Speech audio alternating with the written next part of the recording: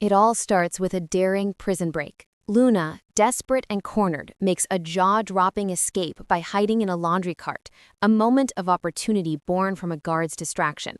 She's not running blindly. She's running toward the one person she believes is her anchor in this world, Will Spencer, at his Malibu beach house. But this is a soap, and no reunion is ever simple. The prison lockdown is immediate, and a frantic call is placed to Bill Spencer. The news sends shockwaves through the entire family. Will and Electra, who have just begun to settle into their new life by the sea, are thrown into a state of sheer panic. The peace of the beach house is shattered, replaced by the chilling fear of a very unstable and determined Luna showing up at their doorstep. What follows is a scene straight out of a thriller. Deputy Chief Baker arrives, a search party is formed, and the fog descends, both literally and metaphorically. With cell phone flashlights cutting through the oppressive gloom, loved ones and enemies alike fan out to find her. Lee Finnegan's voice cuts through the night, not with compassion, but with a desperate command for Luna to do the right thing and turn herself in. But for Luna, going back to a jail cell is not an option. Her refusal to surrender sets the stage for a catastrophic error in judgment. This is the moment everything could change. Backed into a corner with nowhere to run, Luna's flight in the thick, disorienting fog could lead her right off the edge of a cliff and into the churning Pacific Ocean below. It's a perilous location, and a misstep could have deadly consequences for her and her unborn child. But is it an accident? Spoilers suggest it might not be. Some theories posit that someone close to her could even lend a helping hand, with Poppy Nozawa being a prime suspect in giving her own daughter a fateful shove. Others, like Katie Logan, have explicitly wished for Luna to just disappear, and this would be a surefire way to make that dark wish come true. The most likely outcome? Luna will be presumed dead. Her body is never found, but the circumstances are so dire that everyone is forced to accept the grim reality. It's a classic soap opera trope: no body, no definitive proof of death. This presumption allows for a world of possibilities, and in the world of The Bold and the Beautiful, it's less of a finale and more of an intermission. Is this really goodbye?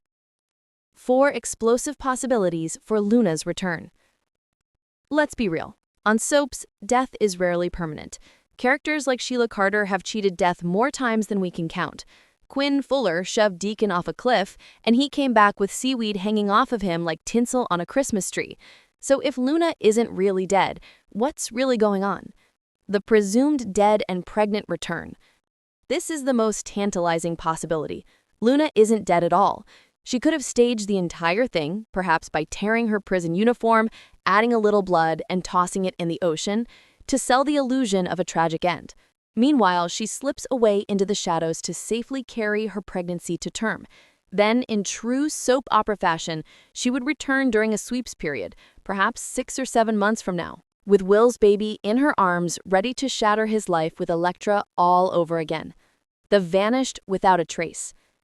Similar to the first theory, this one suggests Luna simply escapes without a trace.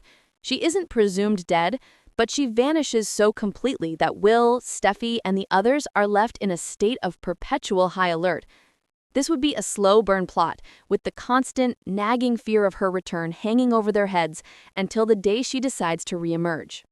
Exoneration by Jack Finnegan. This theory would be perhaps the most infuriating for fans, and therefore entirely possible. Imagine Luna is eventually found, but instead of being sent back to prison, her grandfather, top criminal attorney Jack Finnegan, steps in.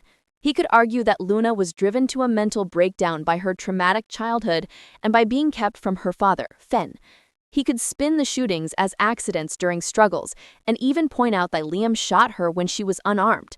The result? Luna walks free with a slap on the wrist, maybe a few months in a psychiatric hospital, just as Sheila and Deacon have before her. Behind-the-scenes logistics. Drive the story.